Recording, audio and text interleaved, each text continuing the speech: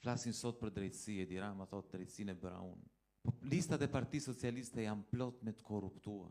Janë plot me deputet, kandidat në hetim nga spaku, zyrtarisht në hetim nga spaku.